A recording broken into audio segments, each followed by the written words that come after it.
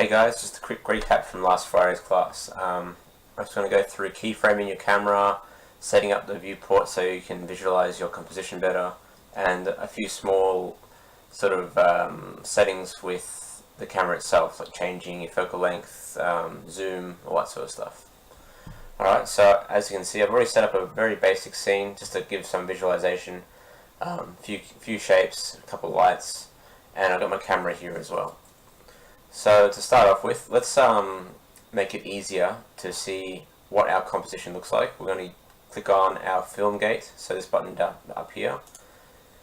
And to visualize this a bit more accurately, we're going to go down to our camera settings in the attribute editor. So first things first, change your resolution gate to horizontal. That way we can see an actual crop of our film. At the same time, we're going to change our aspect ratio from 1.5 to 1.77 to represent widescreen. And then this part's optional, but it does help sometimes when you're trying to visualize things and block out any sort of distractions on the side.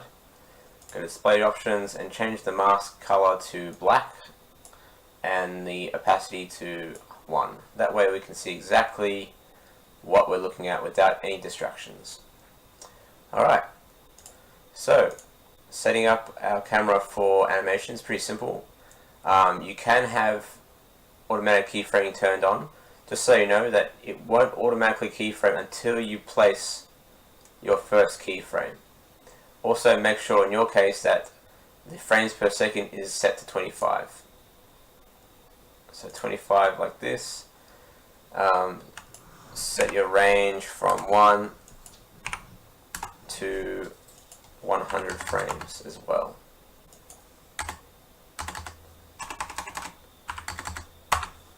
Alright, so to get the camera moving, it's pretty simple. Just place the camera where you want it to start from, click S on your keyboard, choose where you want it to end, and push S on your keyboard as well. If you find that it's looking blurry when you're animating it, it's because motion blur has been turned on. So you can turn off motion blur to get a better visualization. If you play it back, we've got some animation. That's all you really need to know for how to animate. Just so you know, when you look at your channel box, when there's keyframes, the channel box turns red. It's pink when there aren't any keyframes, and red when there is one again.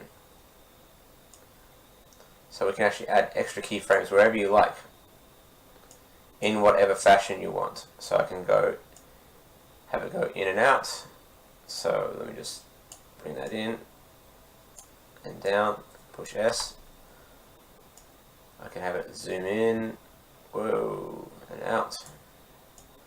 You can add rotation,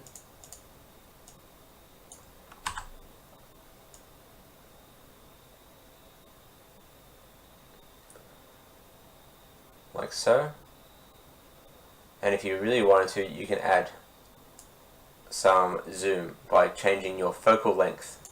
So by default, the focal length of your camera is at 35. That's kind of representing a 35mm lens on a full frame camera. If you're not familiar with photography terminology, it's a good idea to look that up and get an understanding of what all these settings mean. Okay, so if I want to add some zoom, I can change my focal length to say 70.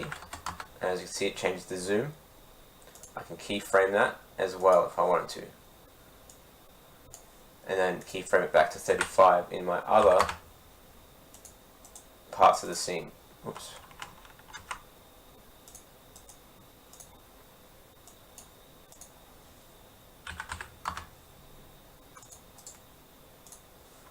And notice how the zoom changes.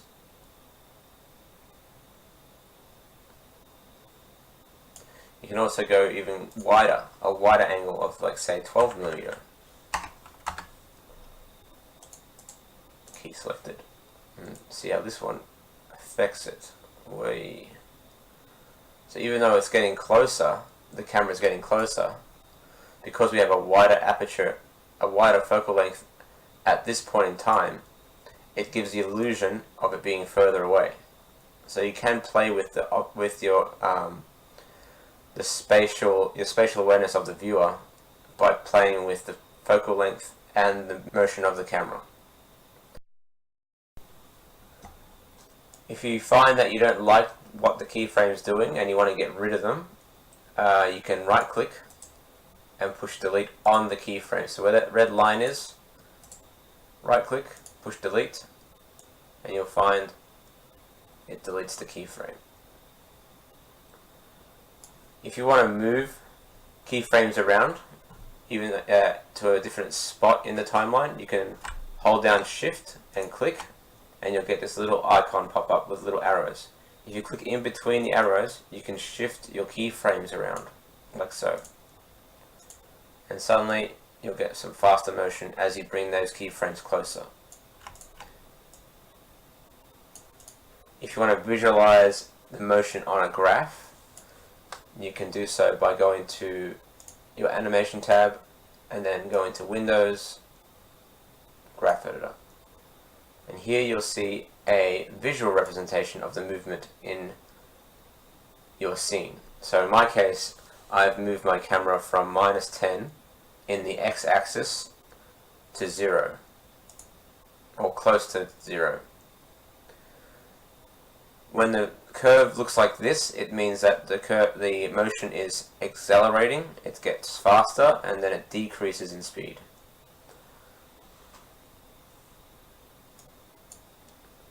And that's all you really need to know when it comes to animating your keyframes in its most basic sense. Thanks.